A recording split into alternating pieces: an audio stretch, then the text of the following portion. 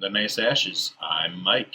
And I'm Nate. And this is our 100th episode, part 2. Or for those of you that like actual numbers, this is episode 101. 101. That is the best proof of whiskey, so I've heard. Yes. At least from Dirk, my buddy Dirk. Yes, we've got 50 more to go. Yes, sir. So, today, what are we smoking, my friend? It is a Nica Rustica, but it's long. Yes. This is the Churchill size of the Robusto Nica Rustica. I am not a linguist, nor am I cunning. But I am looking forward to it. It's got the wrapper around the butt, and it has the nipple on the tip. And we like butts and nipples. Oh, we love butts and nipples around I here. like sex and money. Not as much as I do, Nate. I will tell you, this is a little bit of advice to you fellas. Everybody has a house. I'm guessing everybody who listens here, they got a place of their own. My old lady doesn't like wearing lingerie, but she will wear t-shirts, right? Yeah. So you get the nightgown that is like a t-shirt material that's comfortable to sleep in. Yep. That's the way to go. Yeah. You know, just a little. Hanes sells them. They're not very attractive, but it's essentially comfortable in a nightgown. This is not particularly sexual. It's off on a tangent, but it's hot. It's summertime here, and Sarah has been rocking the Hanes gown, the sleeping gown. Yeah, there you go. But it's like a t-shirt, but it's full length. Great. Yep. I can't recommend it enough. I wish I could wear that as a man because it is so hot. You can. It's in your home. So hot. Who cares? I just rock it with no clothes. She can't handle that. Yeah. Nobody can. Nobody can. Everybody gets so hot and bothered when Mike is clothesless. Yeah. I started off so dirty and I ended up being so plain. I was not going dirty with that. It's just Yeah, well, my wife likes the Vera Wang nightgowns, which are also very comfortable material. I never heard of those. You should your Sarah should send my Sarah a link. Yeah, they sell them at Target and Kohl's and everything. They're all over the place. Okay, yeah, she's been wearing the Hanes. They're looks like a tank top on the top, but it ends up being like a dress, but it's all t-shirt material. Yeah, that's the same as the Vera Wangs. But they've got a lot more patterns. You know, they're and sometimes they got some frills and stuff. But my wife says they're the most comfortable nightgown she's had. So. Oh, okay, yeah, and I'm not gonna lie, I rock it naked. Pretty much full time. I am not naked right now because I have a guest in the house, but damn it, under different circumstances, we'd be all natural around here. There you go. Joys of living in the middle of nowhere. I even my wife criticizes me because I'll let's just say I tip the seat of the tractor so it doesn't get hot. Because I like to sit in it with my bare skin on the seat. Well, that Kenny Chesney, She Thinks My Tractor's Sexy song just took on a new meaning, Mike. Right, exactly. So, I guess we'll light her up, huh? Let's light it up. We pop the old nipple off, and then it's got the little leaf tuck, the Buffalo Bill tuck at the end there. I do not have a well at my home, but if I did, I could go full Buffalo Bill. But you don't have the small dog, Precious, so. No. We got the big dog rolling around here. Nate, you've seen my dog. Would you call her... She's not frightening. But No. If you did not know her and you were not my friend and you showed up randomly, would you think she was frightening? I think any dog you don't know is not automatically friendly. You know what I mean? But you can find out pretty quick. And I would find out pretty quick that your dog is friendly, so. That is true. Going into I've met people's strange dogs, and they typically get pretty friendly pretty quickly. I think a lot of that has to do with the smell of my dog on my clothes. It takes two to tango for sure. Right. I know that I wouldn't want to meet my dog in a strange alleyway. She's a big girl. Yeah. Yes, I'm sure she can be intimidating if she chooses to be. But and she's black. I think that has to do with it. That goes back to that ancient black dogs are wicked. Yeah, black dogs, black cats. Yeah, exactly. This one, I like this one so far. The first few puffs, kind of nutty, I think. a little bit. Very nutty, very like smoked meat. Yeah. Really strong. Good draw though through it, so that's good. Ooh, very strong. Yep. It's a mouthful. Intensity in a nutshell. I love it. Yes. Oh, what size did you say this was, Mike? It's Churchill. Okay. And we smoked the Robusto earlier. We did. Yep. This is the big brother. I'm assuming it's going to be good, but it might get. We'll see how it goes by the end. We'll see how it goes. Did you want to pick right up with Cigar 51, or did you have something else you wanted to chat about quick?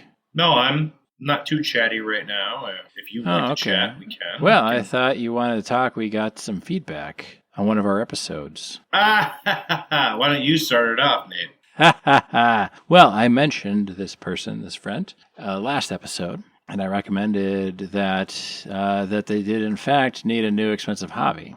And they purchased the acrylic jar, mason jar style Zifi humidor, which has a built-in humidor monitor hydrometer, I think. Yes, in the lid, and it's been solid for me, and so I recommended it. Easy recommend at $17 or something like that. And he's been going back and listening to some of our episodes, and I'm quite certain we'll have him on as a guest at some point. And he sent me a message saying that he felt, this is his words, that Mike and I deserve a Pulitzer Prize for our Brony episode, and that it was highly, highly entertaining. And I will fully admit that Brony episode is so heavily edited that I have not listened to it, and I'm not quite sure what's in it. I know it was in the original version, and it was not appropriate. Yes, there were some, let's call it, pre-woke era terminology that was bandied about that was easy enough to excise from the aired version of it. Yes, it was without terminology noticing. Yes, it was terminology that was used, not intention. So it was easy to cut it. Let's put it that way. Would that be accurate, Nate? That would be accurate. And honestly, it could have stayed. The terminology could have stayed as it was, keeping with the time on the internet we were describing. But it definitely would have had one of those Disney disclaimers at the beginning saying that, we can all learn from the past and blah, blah, blah. So right. It's better just not to cause any... Well, yeah. I mean, if it's easy, it didn't cause any continuity issues, there's no reason not to cut it, I guess. Especially since it's left to the listener's imagination. And if you have any imagination beyond let's just say a PG-rated film, you can guess what the original terminology was. Should I have listened to that episode? I don't listen to our episodes. Maybe I will. I listen to edit is basically what I listen to do, and then by and large, once I'm done editing, whatever we talked about is forgotten sometimes. Right. But right. Maybe I should listen. For sure. I know that certain parts were edited out to things that I admitted to that maybe I shouldn't have. Also, yeah, we kept you safe from the feds. We kept you safe from the feds. I do remember cutting that whole bit out. Yeah. If you want to know what that is, subscribe to our Patreon. We may be posting hot takes or outtakes at some point in the future. We've got a ton of content out there. I know we've got video. We've got a whole video of our episode with Gravy, which will find its way out somewhere. Don't know if it'll be available to all or available just to select few people on our Patreon.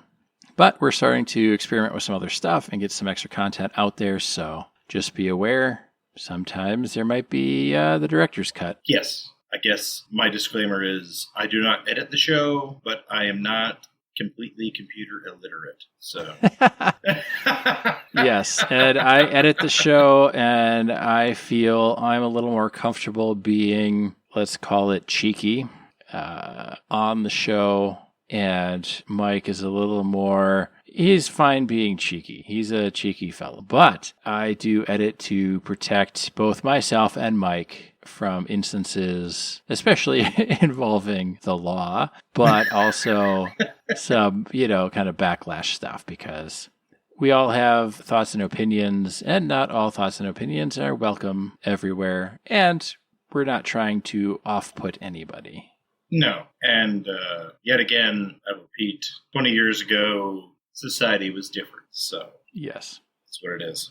All right.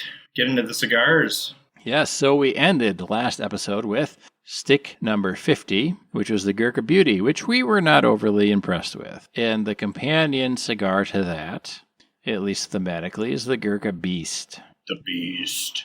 Which we liked better. We liked it a lot better. We both rated it as a 4, which it benefited from the poor performance of the Beauty. However, I definitely slowed down smoking the Beast. Yes. And the Beast, I think, is a better cigar. I agree. Man, this Nica Rustica, this is Nica Rustica. Come up with a program here. It is dark and nutty. It is good. Oh, yes. It is a mouthful, though. Man, that is like powerful. It is very, very powerful. Yeah, I wouldn't want to smoke this before church, I'll tell you that. Yes. Not before a lot of things, probably.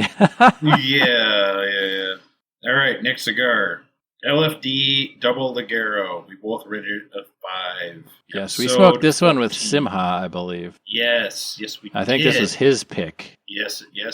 It was good. It was good.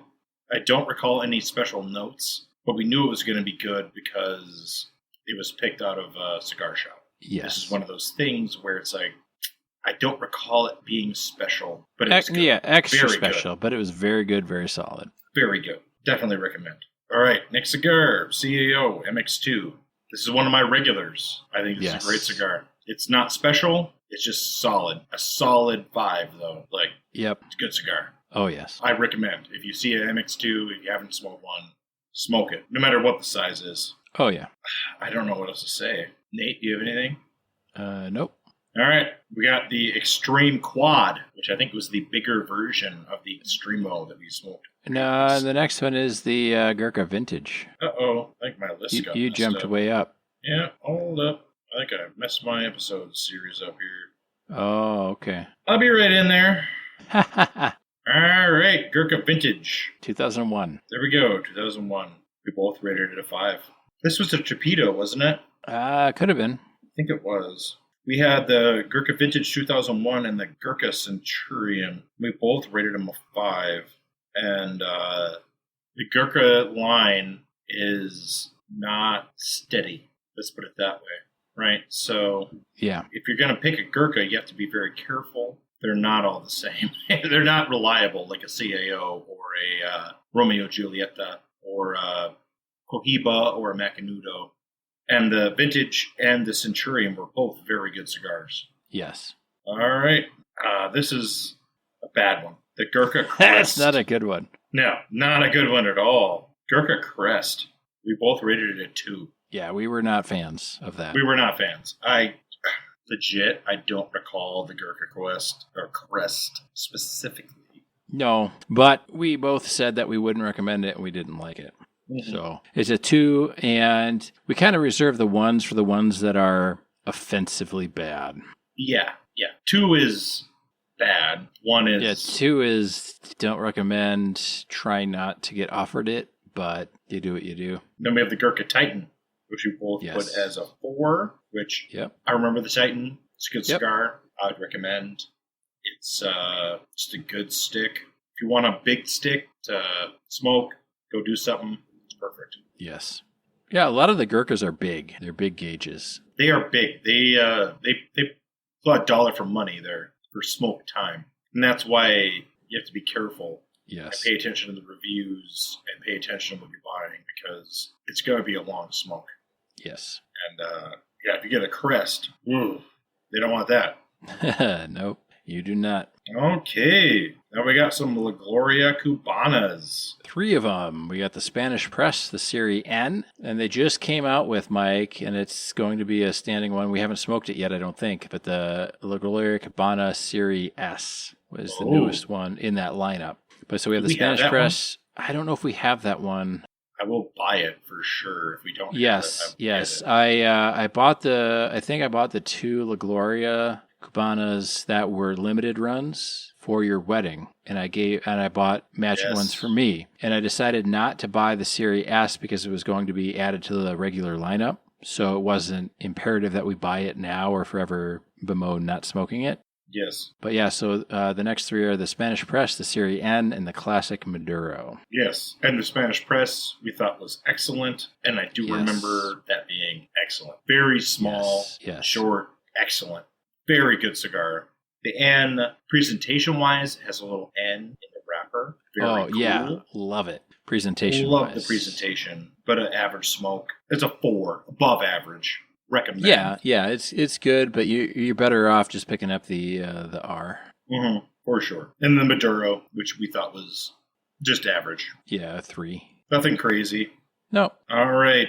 So we got rid of the Gloria Cubanas, which we always recommend a La Gloria Cubana to everyone. Yes, they're always good. Even the Classic Maduro, we gave a 3. I wouldn't turn one down. I would not turn one down. If you get a Series R, one of my high school friends, who I do not talk to anymore, posted that he was smoking a Series R, and I gave him a thumbs up on that. You know what I mean? Like, it's that good. And I do not go on Facebook. Those of you who are not friends with me personally, I do not go on Facebook. So, it takes a lot for me to post. If I had a friend on Facebook who was smoking an Undercrown Shade, I would post. Because this... I would remove them. 90 rated or something like that? Yeah, it was like 91 rated. Yeah, we both gave it a 1. It was terrible. Yes, it was on, and I disliked it more than Mike did. But Mike didn't like it. No, I didn't like it at all. The Undercrown Shade is equally as bad to me as the Cult Blood Red Moon cigar. I did not think it was that bad. That They're both abomination. Yes, they're both so repulsive to me. Maybe it's because I loved Cult Blood Red Moon tobacco that made it more as do I. Hurtful to my soul. But I didn't have. I had the cigar first, and then I bought the pipe tobacco second, and tried the pipe tobacco, and I was like, yes, this is what the cigar should have been. Right, and I had the reverse experience where I was so embarrassed that I gave Sarah's uncle that cigar. I was like, oh my god, what kind of shitty nephew am I? You know, what kind of bad, impression. Real quick, Mike, before we continue on, I want to mention again, and I know we mentioned this with the first Nica Rustica we smoked. These are so smoky. Mm-hmm. So smoky. Smokier than any other cigar I've smoked, I think. It's smoky. When I puff it, I have to blow out. I have to hold it, and then wait, and then blow. I have a fan right next to my desk, and I have to blow it right into it. I hold my cigar. I think this cigar is the one that made me change my setup. Okay, sure. Because I used to have my cigars to my right, and then I would blow it out to the window to the right. And this one made me change everything to the left because I gave my fan right next to my microphone setup. Yeah. So everything would blow straight out. Which our podcast editor loves. Yes. The podcast editor thought it was great because it gave a solid background. Yes. No, I was messing with you a little bit. Yeah. It's great. And we're eventually going to do an episode, I hope, on all the technical details of running a podcast and doing a podcast. But yes, the constant background noise is a lot easier to remove than when I was sitting outdoors on the patio and dogs and neighbor kids were shouting. So, long story short. And, the random hick that drives by with his or her loud vehicle of one variety or another. Yes. It's ridiculous. We can have a whole episode about how much I hate loud mufflers. Anyway. Yes. So, one step above. We had a bad run here. One step above. Undercrown Maduro. That was a 2 for both of us. Yeah, it's still not good, but at least it's better than the Shade. I think it only got a 2 because the Undercrown Shade was offensive to you and not good to me. Yeah. And the Maduro was better. And who was it that did the Undercrown? We had to look it up. Mm-hmm. Was it Drew Estate? I think it was Drew Estates. Yeah, and these are the 2 that made us come up with our new theory. Is that if it's an off main label, if they'll put by Drew Estate on the actual cigar, it's probably decent and good. And if they hide the company that's making it, like this is just Underground Shade, Underground Maduro. There was no buy Drew Estates. We had to look on the internet to find out who manufactured these. And so then that's probably not a good thing. But if you find a cigar that says like buy Rocky Patel or buy Drew Estate or buy whomever, it's probably fairly decent at the worst. That's our new theory. I stick with it. Yeah. Because, Drew Estates does put out good cigars. Their bin cigars were better than this. Yes. So, I don't know. All right. Now we got a special episode. Season 2, episode 25. I smoked a Blood Red Moon. Tequila style. In Underground Shade. Tequila style. And the rating disparity is because we smoked different cigars. Mm-hmm. And I still gave the Underground Shade a 1 because I was liberally applying tequila throughout the entirety of the smoke, which is not typically how you would do it. That's not how we did the bin cigar. We did the coat and the dip once, and then it was fantastic throughout. We might have dipped once more. But the Underground Shade, I was working very hard to keep it tasting like tequila and not like an Underground Shade, and it was a struggle. And Mike saw some improvement on the Blood Red Moon. Yes, I originally put a 3, and I just modified it to be a 2 because it was still crap, and I was pouring it on. Yeah, and it was. You shouldn't have to do that. Smoking a cigar is it should be fun. It should be fun experience. But the things we do for you, the listener, so you don't have to do it for yourself. Yes, we're gonna have some rough ones here the next season, so we're gonna have to intersperse it with some better cigars. We have a mix. Let's put it that way. Not looking forward to some of them. They were way too cheap for a supposed hand roll cigar. We'll see, though. We'll see. Apparently, tequila doesn't solve all the world's problems. No, I think we should have been applying the tequila to ourselves and not the cigars. All right, let's keep it moving. Next one was the Oliva Saison First Harvest 2009, which we both rated a 3, and I feel like we wanted it to be better. We did. I think that's the issue. It's not that it's a bad cigar. It's that it's a limited edition cigar, and it wasn't as good as this Nica Rustica. Yeah, it wasn't as good as a lot of the other. You're already 2/3 of the way through. I am. I thought you would only be 1/3 through. How fast do you fucking smoke? Oh my god, 1/3 of the way through. Okay, my math is off. So, well, fractions are hard, I guess. So let's not trust. I'm about a 1/3 of the way through too.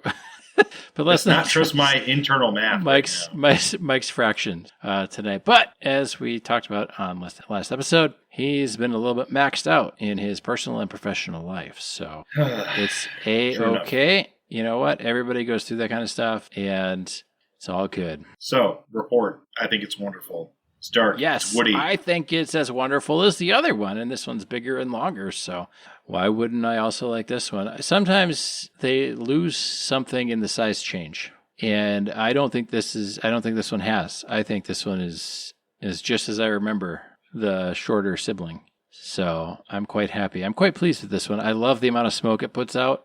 My wife probably won't be too excited when she comes back out to the garage and smells all that, but it's good for me. Yes. It's hard to put a flavor note on it. It's just so dark. It's almost like a cheroot, but it's not. Yeah, it's not as sweet. You know, like the first third for sure was nutty, which we said. Nutty and smoky, like smoked meat. And it's gotten less nutty and it's gotten darker. Yes. I wouldn't say overly dark, but it's definitely gotten darker than the initial light and the initial puffs. But I'm very excited. I think this is going to be rated highly. Let's put it that way. Yes. If we keep this spreadsheet up. And I think we should, because I don't want to have to go through all of them again. Or another 100. I enjoyed the other two, and we'll talk about them when we get there. But the other two Nica Rusticas that we smoked, I quite like them. And I like this one. I think it's, so far from what I've seen or tasted, it's a very strong showing. I agree. So, we have two H. Upmanns. One is the Vintage Cameroon, and one is the Reserve. We gave them both a 4, and I thought they were both very good showings, very good cigars. Yes. I would recommend both. Not out of this world, but very good value, and I thought they were decent cigars. Yes, I concur. Now we have the Oliva Saison First Harvest 2011, which we gave 5s, which tells me they were probably pretty good, and I do not call smoking it the perfect list. Yeah, I remember that I gave you a little bit of grief because we did the the Oliva Saison First Harvest 2009, and then for some reason we did the H. Upmanns, and then we came back and did the Saison First Harvest 2011. But we both distinctly liked the First Harvest 2011 much more than the 2009. I do remember why. It's because of the darkness of the cigar and airing. We had to pair them appropriately, and the timing just didn't work out. Yeah. So we split it, so to speak, which is how we run this show, gentlemen, just so you know. Oh, yes. And ladies. and ladies. Yeah, and individuals of whatever persuasion you happen to be. I don't know why they would be so different, but obviously... Well, they were. They were. And you keep deleting these out of here, so I don't know what you just did. Just dragging. Yeah, but no, don't drag. It? Yeah, whatever the next one was. That was the Banker. The H. Upmann Banker. I remember the cigar. Oh, jeez. If I back out of it, just go to edit and hit undo. There we go. Maybe. We're going to have to figure that one out, I'll tell you that. Anyway, the Banker we really liked. I thought it was wonderful. Yeah, the Banker was very nice. Yeah. H. Upmann cigars have a very good reputation, and for good reason. And that cigar really showed its color, I thought. Yes. Yeah, H. Upmann the Banker. I'm going to put that back in there. Perfect. Thank you. So Mike said he is computer literate, but obviously that was a lie. Obviously that was a super lie, because I don't even know how I deleted it. Of course, I'm doing this on... That's the second one you've deleted, by the by. I had to replace another one. I'm looking at this on my iPhone 14 Pro screen, and I'm just... Why wouldn't you just pull it up on your laptop? Well, because if I pull it up on my laptop, our program will stop recording my voice clearly, and it will skip jump. So I can't bring it up. I don't have a second screen. I don't have a second screen, but my laptop has no issues. But it may not be the laptop. It might be the internet connection. That's well within the realm of possibility. We've already established that I live out in the middle of nowhere.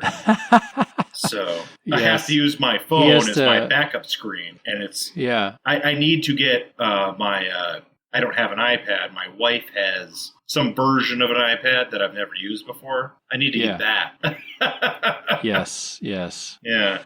So right now I'm trying to use my iPhone.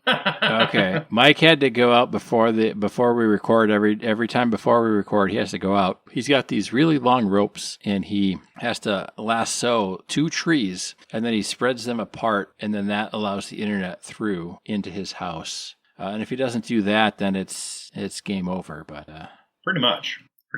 It's over copper, gentlemen. I'll tell you that. Yes. So we have a new cigar. This is epic, and I'm going to increase my score as well. So I already saw that you did it. Yes. I'm not going to go as high as you, but the Hoya Black. Yeah, the Hoya Black. We were blown away by this. I remember. I saved the wrapper.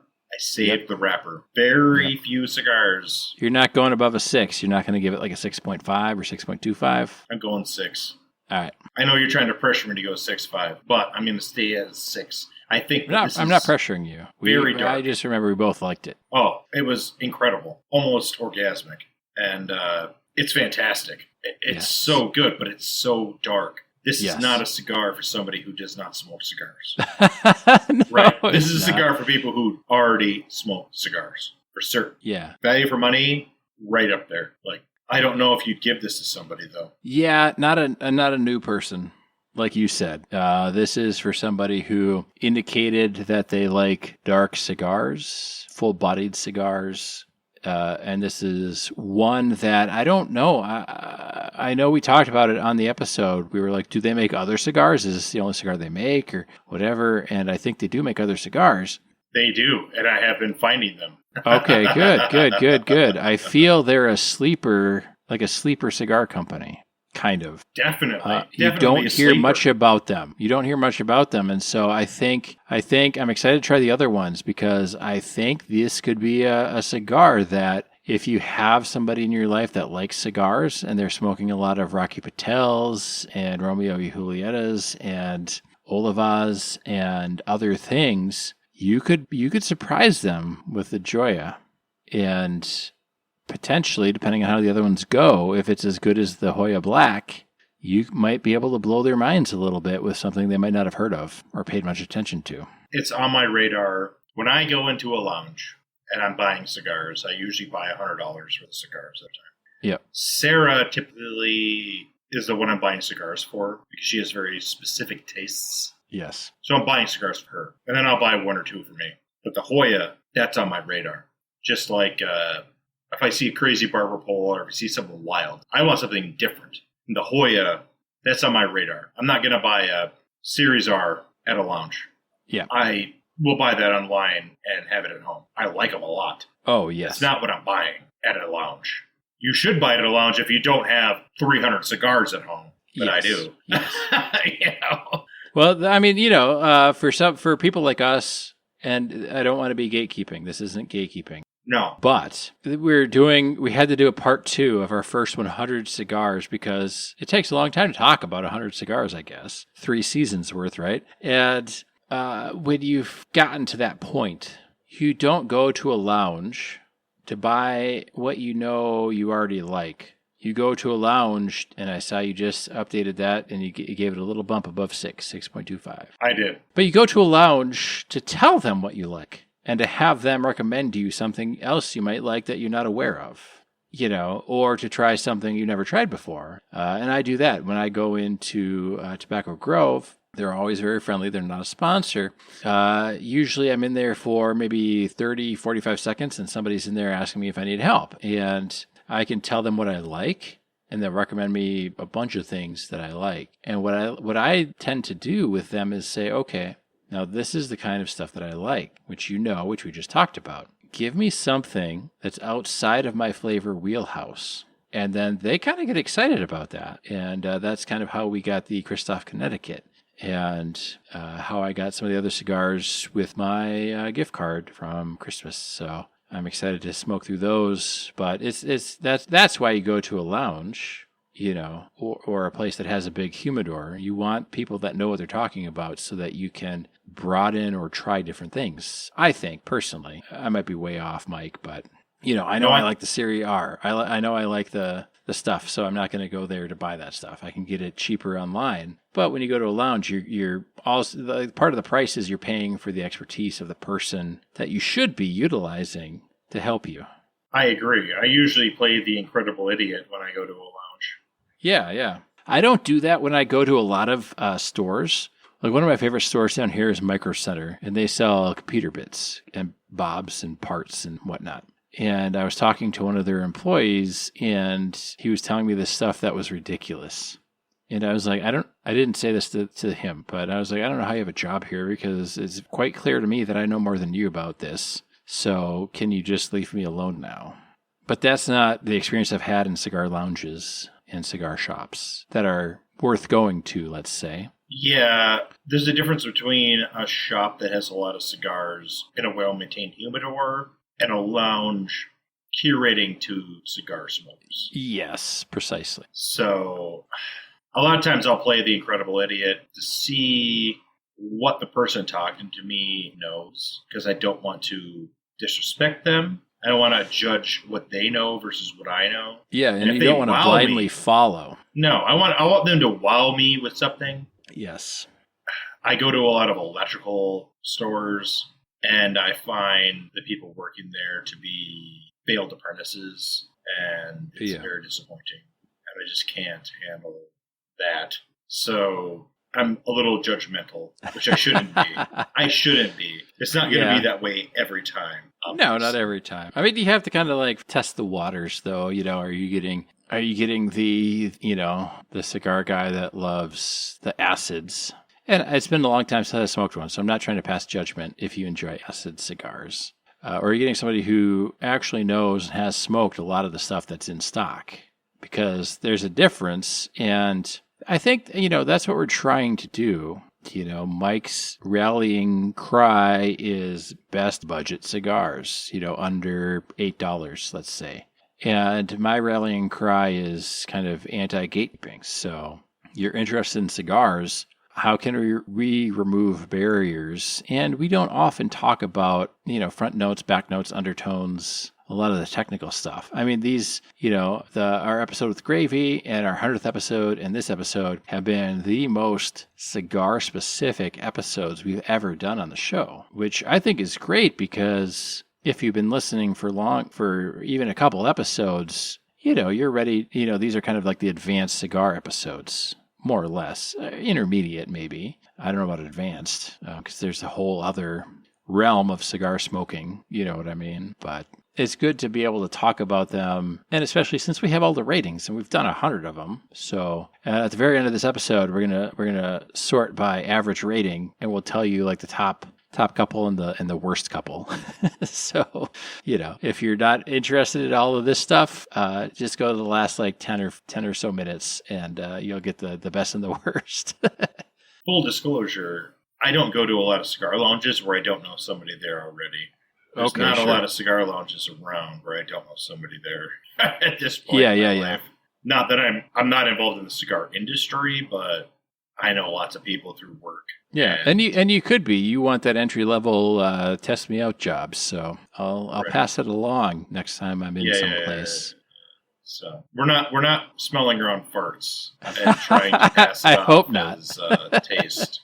Yeah, so. I hope not. All right, let's keep marching along here, Mike. Okay. We got the next one is the CAO Consigliere. There you go. This is an interesting cigar. Great backstory. Even my wife knows it. Yes, this cigar fantastic. was released as a limited edition Soprano cigar. CEO was sued by HBO, so they changed it to the Consigliere.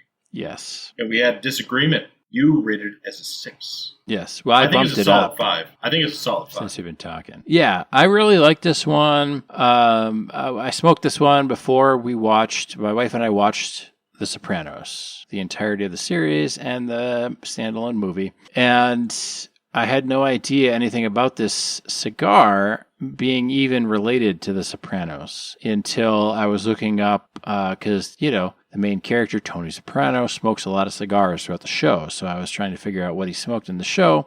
And that led me to the backstory of this specific cigar. And I don't know 100% if they were full-on sued or if they just got a cease and desist letter or what it was, but I know that the creators of the show and James Gandolfini worked with CAO to create a cigar that Tony Soprano would enjoy, more or less. But of course, being the creator of the show and the star of the show doesn't mean you own the rights to give a cigar company to use the show's name, marketing and lawyers and blah, blah, blah. So that's kind of how it shook out, I guess. But this is the one that was created specifically for the show and for the character and whatever. And it's great. I really enjoyed it. I think it's kind of hit or miss if you can find it. I know the last time I was in Tobacco Grove, I asked about it and they said they can't keep them on the shelves. So it's a very popular cigar. It's a great cigar. I think it's a great cigar. I don't think it's amongst the greatest cigars. That's what that is. Yeah.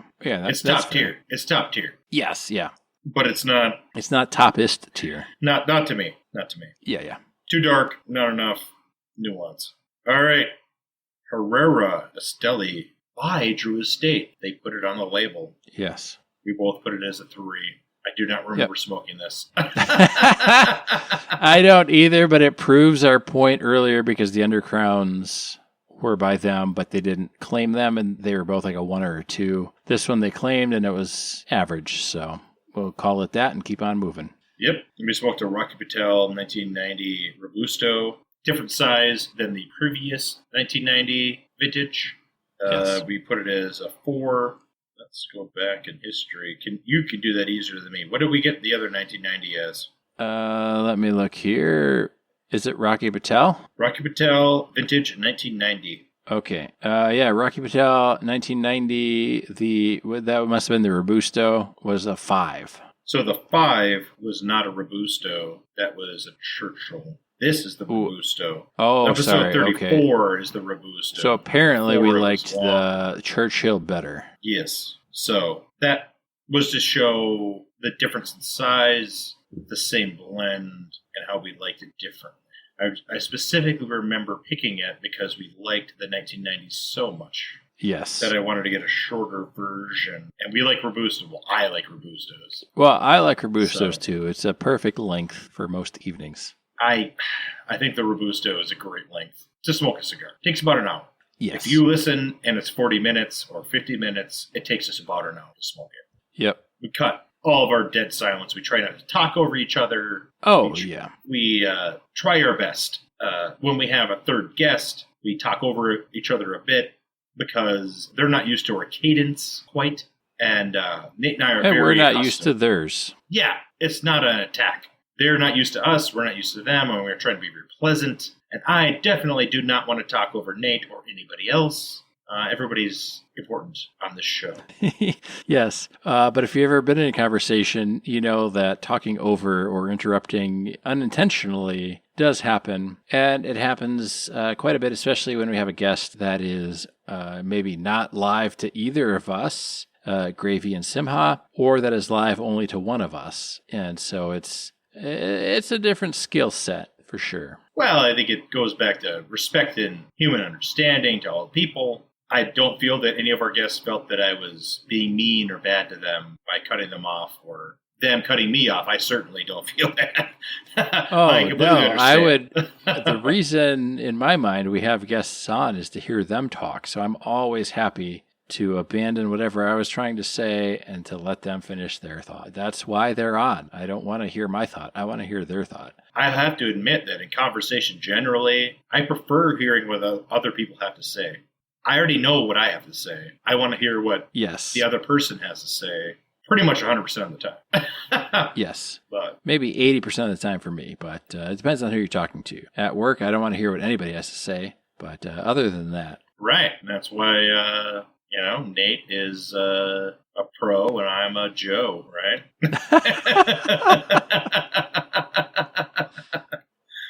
That's why I talk to HR a lot more than you do, I believe. So, well, HR is a thing. HR is not your friend, gentlemen. HR is not your friend.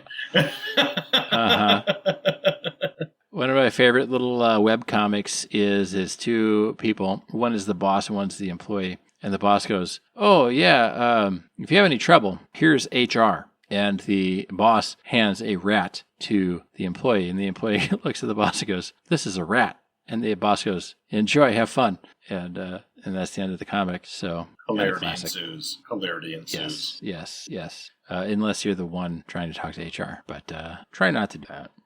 Okay, so we've got a couple. Oh, we've got 3 Olivas. Yes, we have a Connecticut, a Series O, and the Master Blends 3. And we have a 3-3. We liked them in ascending order. And a 5-5. So you liked them. Yes. Increasing value. And I thought we agreed on the Master Blends. Yes. That one was really good. And the Series O. I do remember the Connecticut and the Series O. I thought they were fine. They weren't up to nub standard, in my opinion. No. But that Master Blend was fantastic. The Master Blend was really good. Hard to say anything bad about that. All right. Then we did the Rocky Patel Super Ligero. We were double 5s. Gave a 5. That one was good. I think most of the Rocky Patels are going to be decent. That's a good bet. It's a great bet. And if you get a blend that you know you're going to like, it's going to be very good. And I am a Rocky Patel fanboy. So, listener, be warned. I already like Rocky Patel. I go into it knowing I'm going to like it. You don't have to sell them on the Rocky Patel. He already likes them. The Punch Rare Corojo. And I do remember this because it's the best punch I've ever had. Yep. And you just deleted it again. Hold up. There we go. Undid. He undone it. I undone it. You can click off to the G column or something, Mike. I'm trying to drag and then... sure. Yeah, it's such a small screen and my finger is so fat. I am sorry.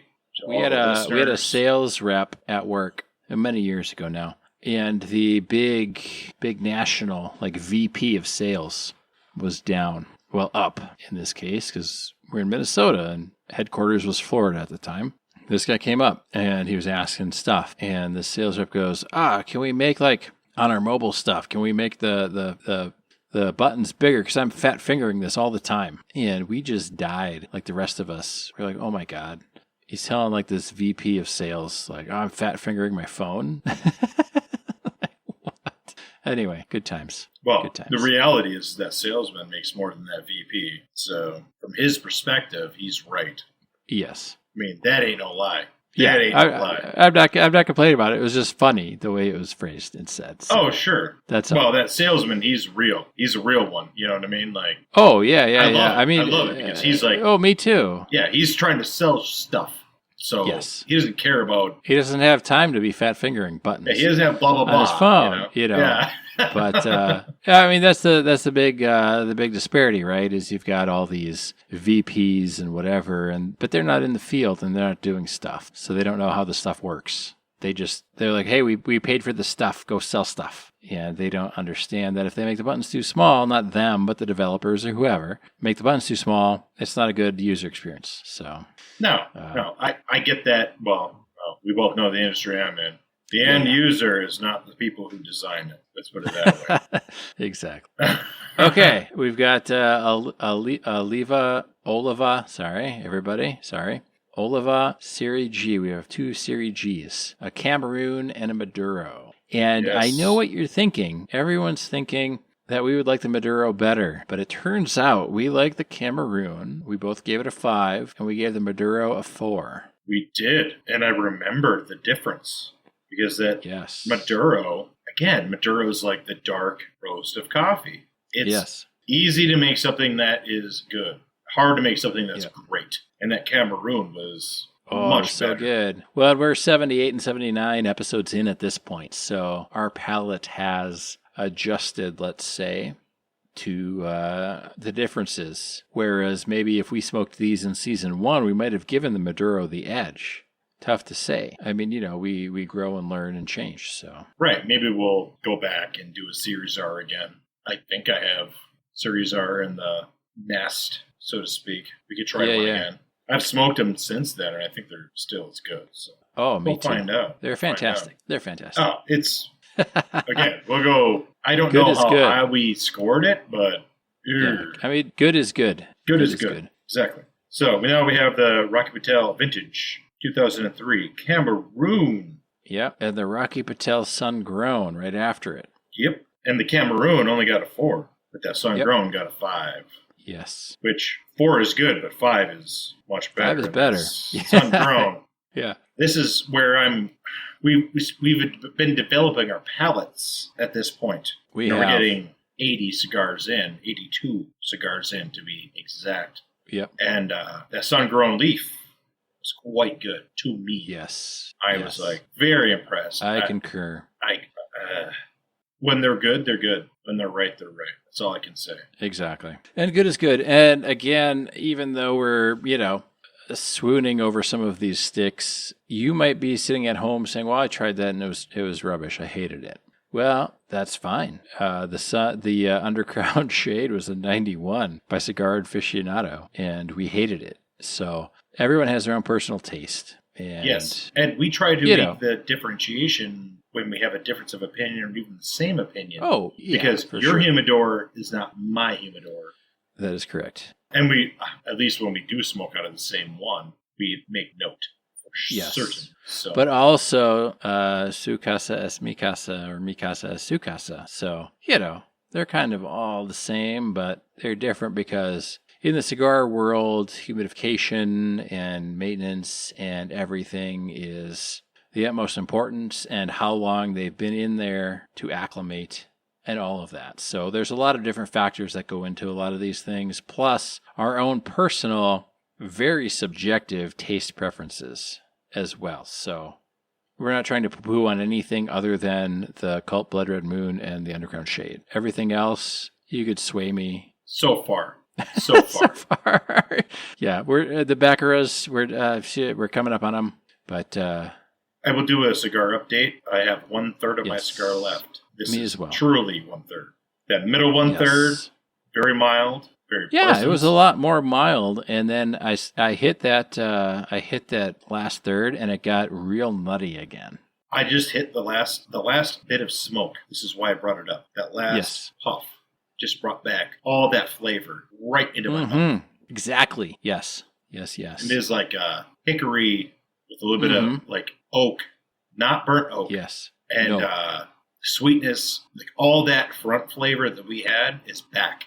That middle portion was very smooth, level, even. Yeah, I enjoyed the middle portion. It was, I think it was just what it needed because it was so intense. It was like a break At the beginning. It's like a break. Yes. Yes. Yeah. You can't handle that like intensity, whereas the shorter stick was all intensity to my remembrance, of course. Yes. This had a little break. Now it's like back.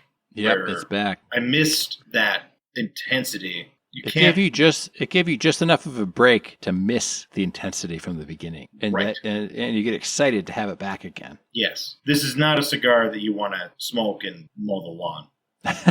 Absolutely not. Yeah. This is a cigar you smoke to ponder life and the universe and the meaning of everything. Yeah, this is a conversational piece. This is not something that you just want to have and answer phone calls or something. Yeah. Where I could smoke a cheroot and answer phone calls.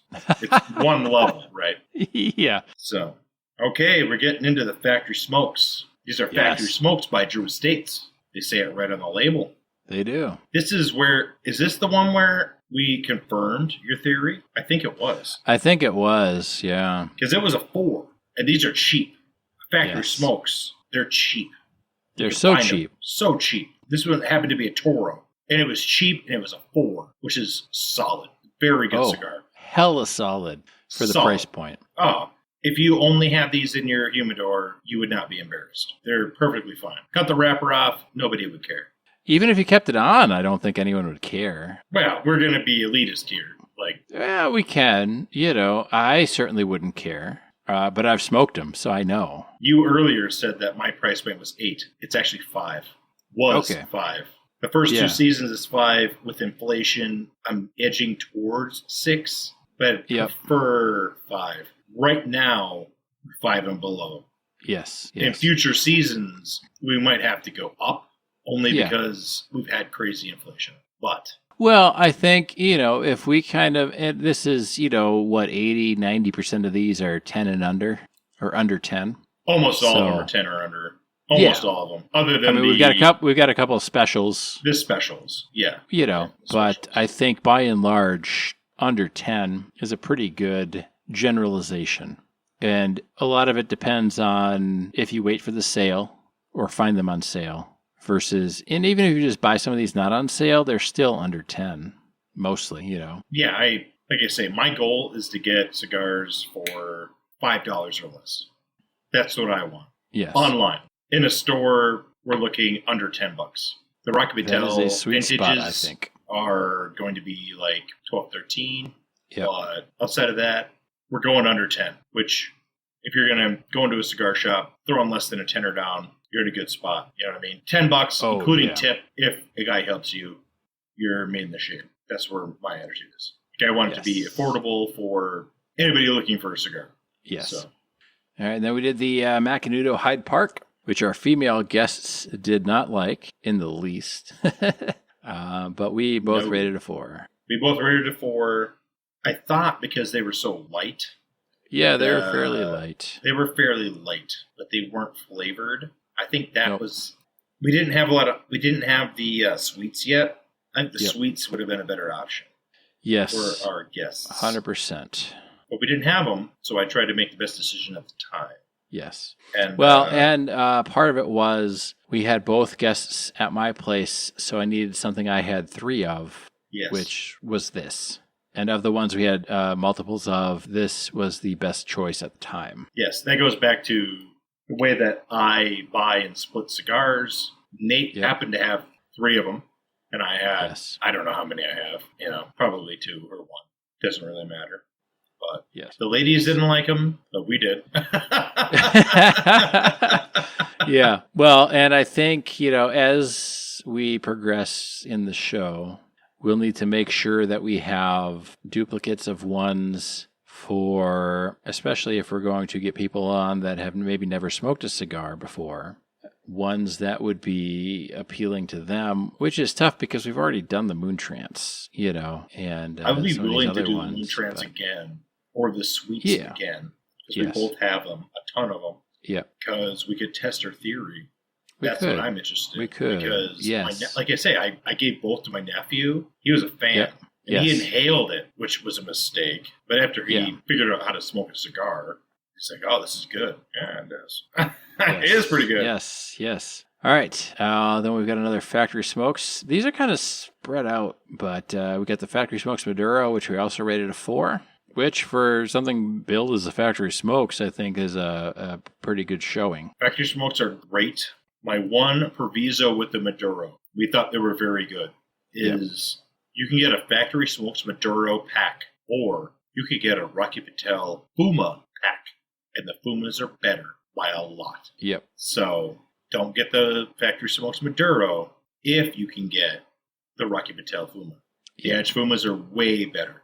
Yes. Not that the Factory Smokes Maduros are perfectly acceptable. Oh, for Good sure. cigar, but not quite at that Fuma level. So Not I'm going to quite. modify my score accordingly. I'm going to put it, Nate, at a 3.75. All right. I'm going to keep it at a 4. I enjoyed it. Oh, I thought they were great. I think we put the Fuma at a... Did we put it at a 4 or a 5? Can't I remember. don't know. At this point, Doesn't matter. it doesn't matter. They're all good. Now we have 2 special cigars in a row. Yes, and these were slightly above the 10, I think. Mm-hmm. But only These are slightly. at that $13 level. Yep. These are limited editions. And you can get them. Well, they put them out every year, yeah. Yeah, every year. And they're both well worth the money, but we Yes. liked one more than the other. We have the Alec Bradley Filthy Hooligan Shamrock and the Alec Bradley Filthy Hooligan Black Market. Yes. And- You know what? I think I'm going to change this to that. I'm going to give the Filthy Hooligan Shamrock a 5, and the Filthy Hooligan Black Market a 6. Where previously I had it at a 4 and a 5 because they were quite nice. They were quite nice. I'm going to keep them there. That's fine. I'm going to edit mine. I'm going to put my Black Market at a 5.5. That Shamrock, Okay.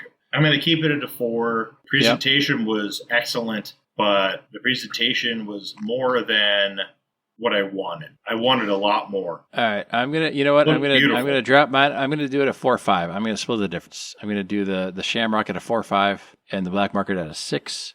Right. The Black Market was really good, but These are both barber poles. Yep. The Hooligan Shamrock was a triple barbell pole, Yeah, and the Black Market was just the standard barbell just a pole. standard. And that triple was beautiful. Man, Oh, it looks good. so good. Oh, it looked good. Yeah. The marketing and the gimmick, oh, perfect. You can't go Right? wrong with either one. Get the Black No. Market, in my opinion. I think my it's a opinion, better too. smoke. But Yes. if you're going to get a cigar to like give your grandfather or something, I get the Black Market. It looks fancy as fuck. It's also a better smoke. They're both good. Yeah, Don't get me wrong. I mean, they both look fancy as fuck. So Yeah, they both look great. I'm a fan. Now we have 3 factory smokes in a row. We got Yes. Sun Grown. We got no. the Knuckle Buster. Oh, no, we have the Punch Knuckle Buster in the middle. I'm sorry. Yep, it's all good. So, all right. So, All right, so Sun Grown, we didn't like as much as the Maduro. We gave it both a 3. it was good. It was fine. It was fun. Yep. Knuckle Buster. We gave it a 4, Give it a 4. which Rocky Patel usually gets a 4. Yep. They're good. They're good cigars. Nothing wrong with them. Yeah. And then we have the Sweet. I bumped mine up to a 6, but I might even, you know what? I might even go a little higher because my wife absolutely loves this. She was so excited to have one. Yep. I am increasing my. Oh, we did the same score. There we go. We gave them both a 6.5. 6.5. Yeah. This is such a good cigar. This is such a good cigar. And this is already episode 90. This is the 90th cigar we smoked. And we're giving it a 6.5. And I think it's not a flavored cigar, but it's sweet. And the Moon Trance is like the creme de la creme. And the Robusto Sweet is if you don't want flavor. But the Robusto Sweet is so good. I like good. the cigar so much that I got the Coronas, which we have for the show to smoke. Okay. And I don't think I've smoked it yet, but my wife liked them. She liked them. They're coming 50 packs, so they're super cheap. Like, if you're gonna get cigars for your wife, a 50 pack, pretty fucking reasonable, right? So yeah, that'll last her like 5 years. Exactly. You put them in. You put them on the top of the deck.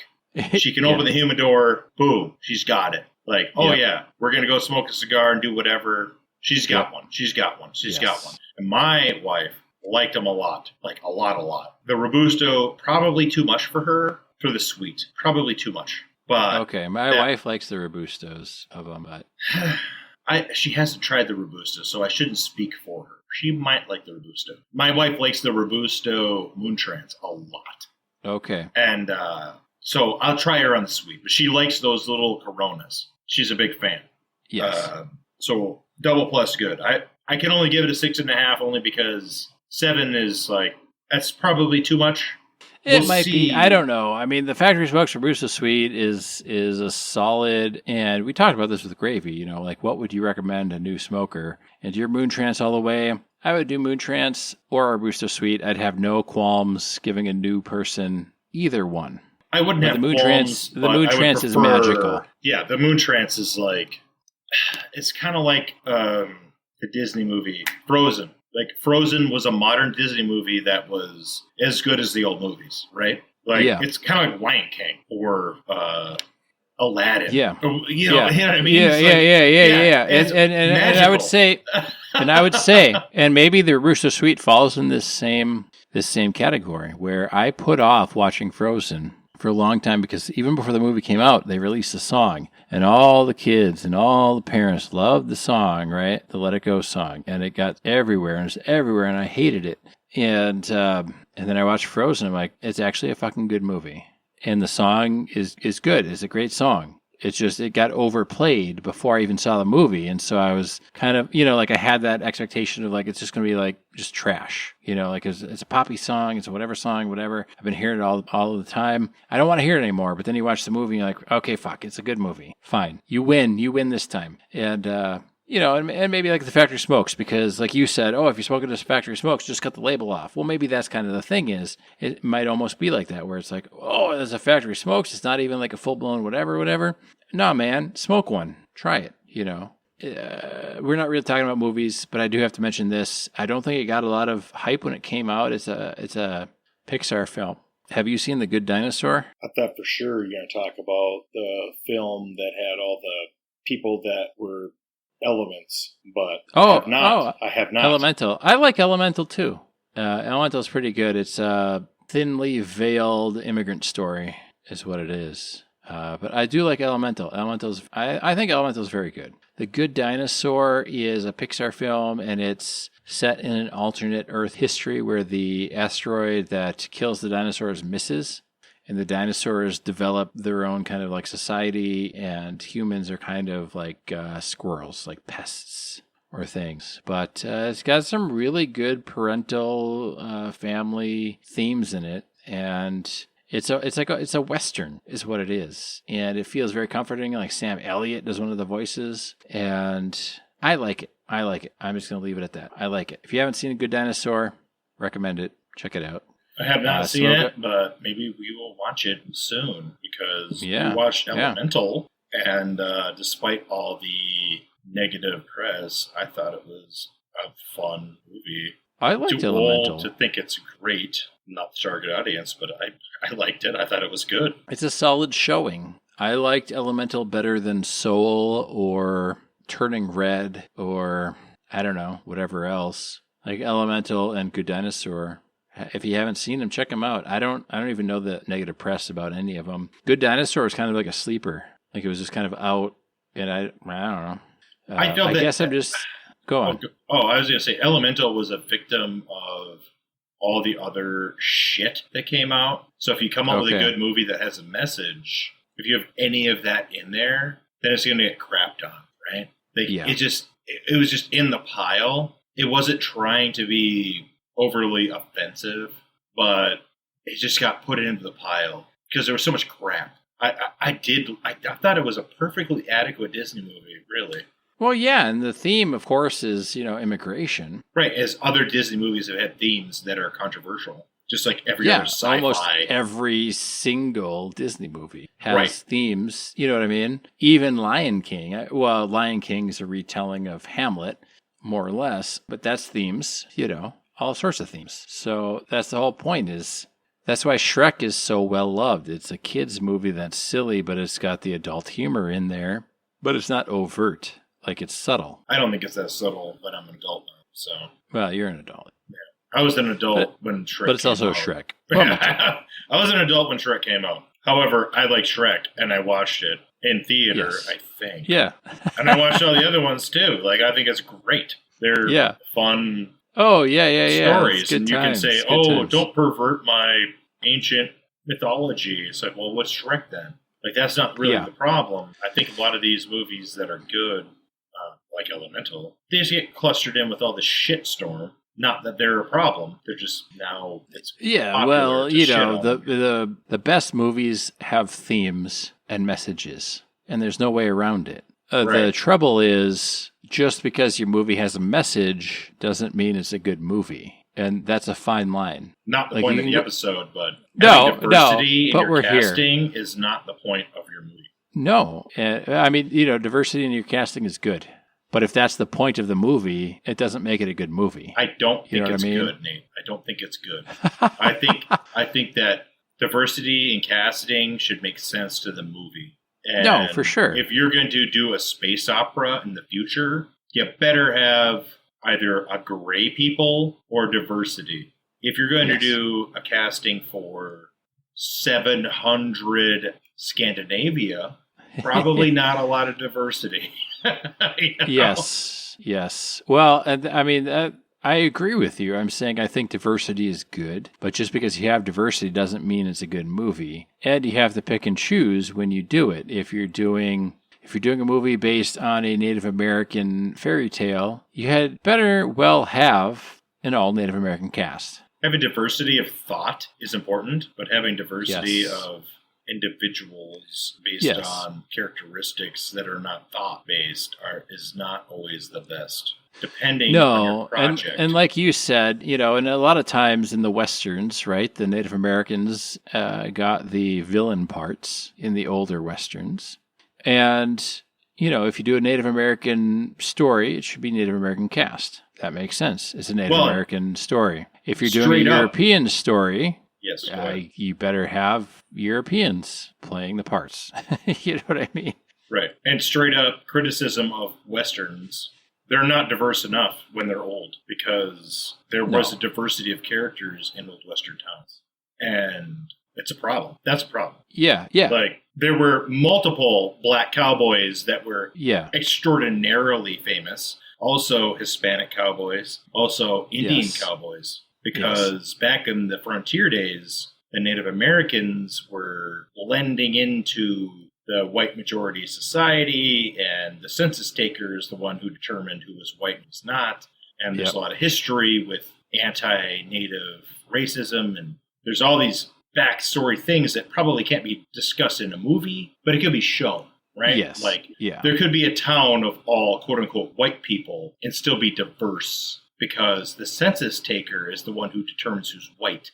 It's not according to who's actually there. For those of us who live in Western towns, who had all white towns, and then you look at the census data before the town existed, and you have this multicultural space, and then suddenly everybody's all white. Well, they didn't all become white. It was because everybody became white because they could choose to be white when the census man came around. They did. Your minorities, quote unquote minorities, didn't just disappear. They just all picked white on their census data for obvious reasons in 1860 or whatever. 18 whatever. Yeah. Obviously, when the census taker comes around, they're going to be white regardless of whatever else. Yeah, and when the tax man comes around, your household income is way less than it actually is. Right. So I live in a town that is famous for that, where the population was less than 60% white, before statehood. And then after statehood, it was 100% white. Same people. Yep. Nobody moved. Nobody moved. They all worked for the fucking railroad. Yeah. Magically, everybody's white now. Because the census taker was like the local guy, and he's like, yeah, you can be white now. We like you. Yeah. What does he care? Yeah, he doesn't. He wants you to be white. You're his neighbor. He doesn't want his neighbor to be discriminated against. Yeah. Like every other small town, right? Like, you're one of us now. So I think, Mike, what's happening is we're just trying to postpone talking about the Baccaras because they were absolute trash.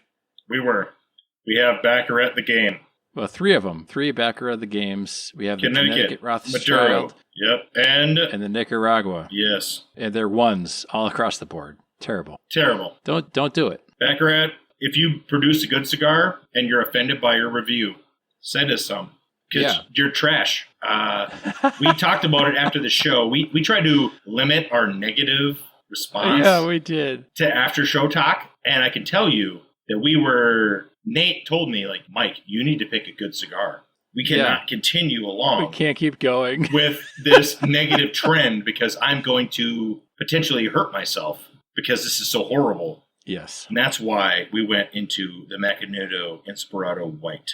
Which I think is the best Macanudo Inspirado because we've had a couple others. We have. And the white is the best, in my opinion. Yes. Could be influenced by the fact that we had 3 Baccarats that were literally... anything that wasn't a Baccarat at that time was going to be good. We could have almost done a Cult-Blooded Red Moon after that. Almost. Almost. Quite, but I know that there's broken glass in my driveway right now, and I would rather roll on the ground in that broken glass than smoke another Baccarat.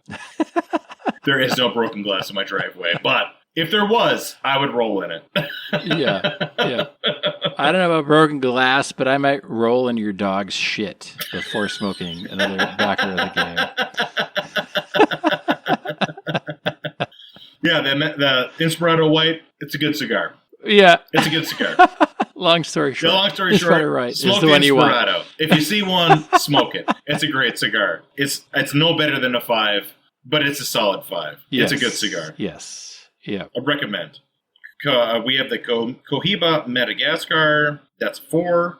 I say it's solid. Yep. Solid 4. Now we have the Nica Rustica Connecticut Broadleaf that Nate just raised up to a 6. I liked that one. It was really good and smoky, just like this one. I'm going to do a 5.5 because we have talked about it. It's better than a 5. We have, yes. It's better than a 5. It's good. We're smoking the longer version here. Yep. I recommend it. If you see one, buy it. Yep. It's a no-brainer.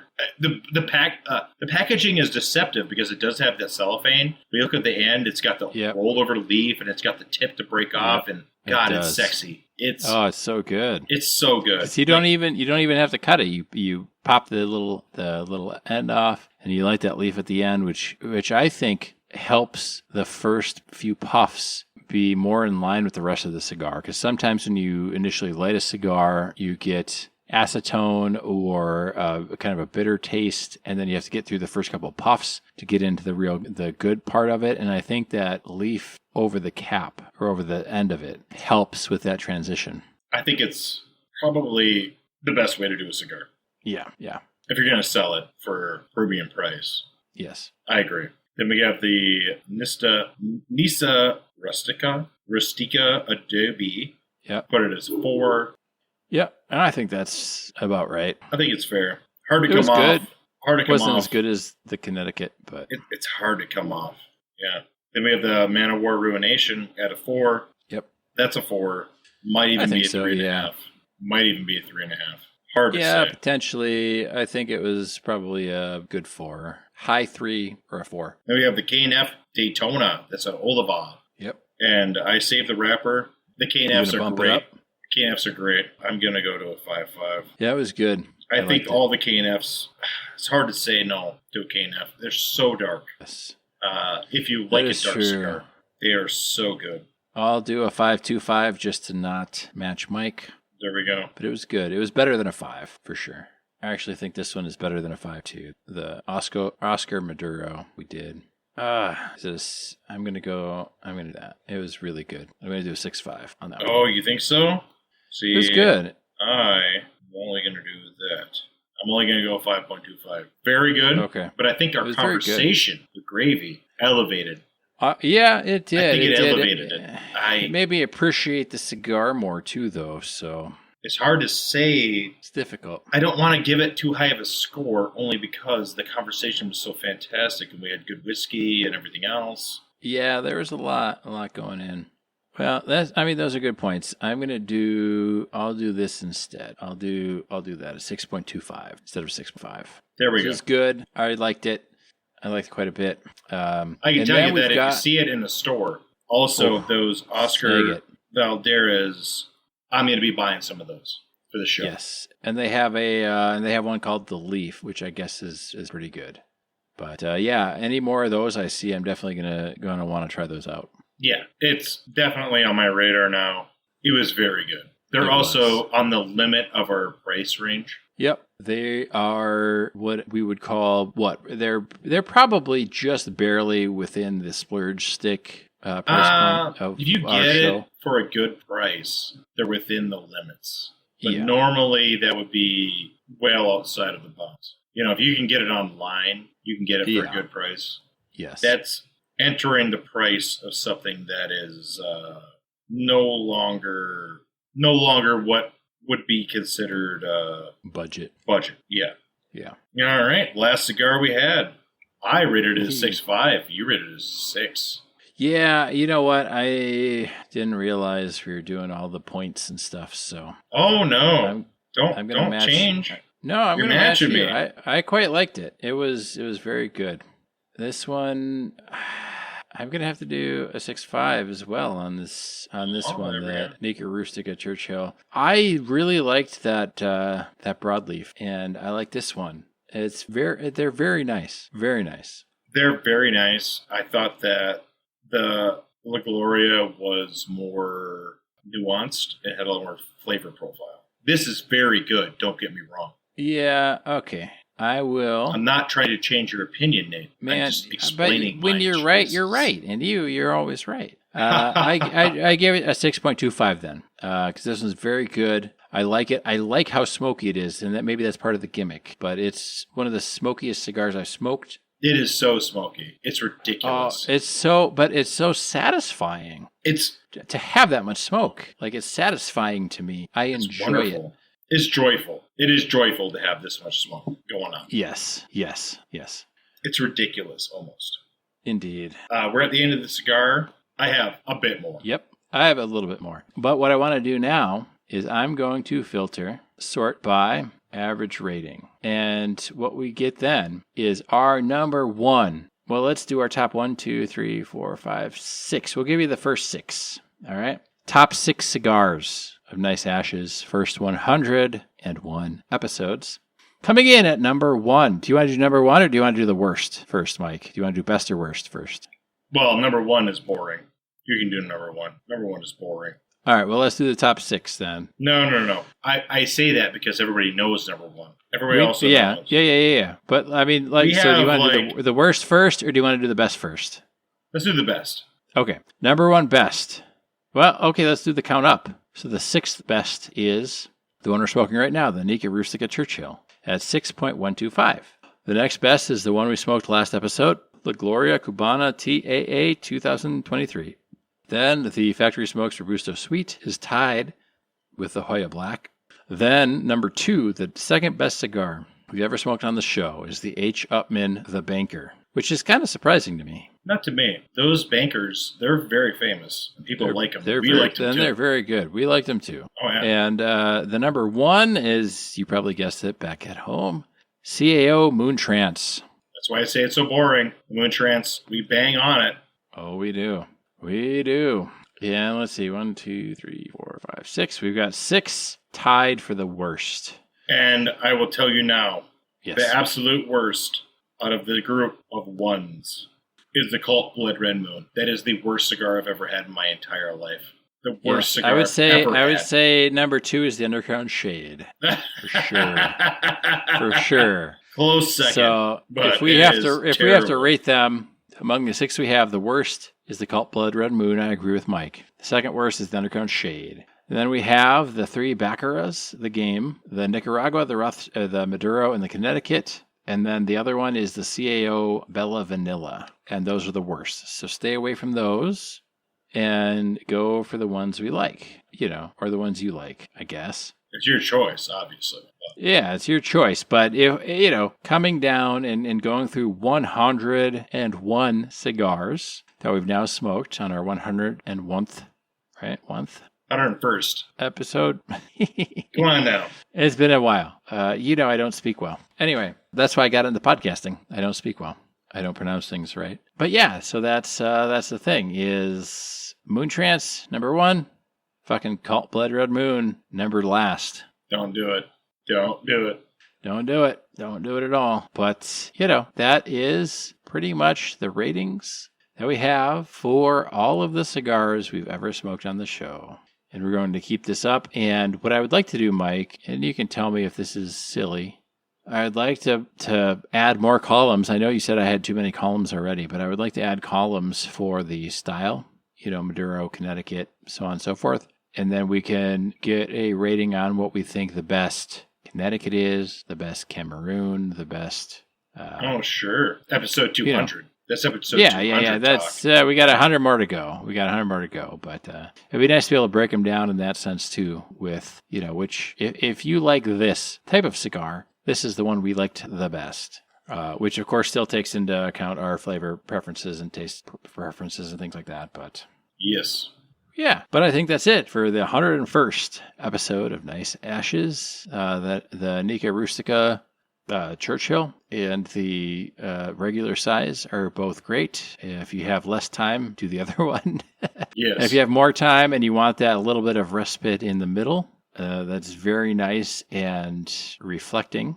The Churchill is fantastic. This is great. I don't know any other cigar that we've had that we've tried 2 different sizes, and both have been good in different ways. I think this is the first. It doesn't surprise me. We generally don't do 2 different sizes. We've had a couple Rocky Patels, but the Moon Trance even, Yeah, the Moon Trance, definitely the Robusto, but the flavor element, I think, made that difference. But this one is, it was really good. Good, different than the Robusto. I recommend both strongly, for sure. Yes. All right. Well, thanks for sticking with us for 101 episodes. If you haven't yet, give us a comment wherever you're listening to us. Follow us on Facebook, Instagram, and consider checking out our Patreon page. If not, that's okay. We'll still be here. Catch you next week. Be safe. Have fun.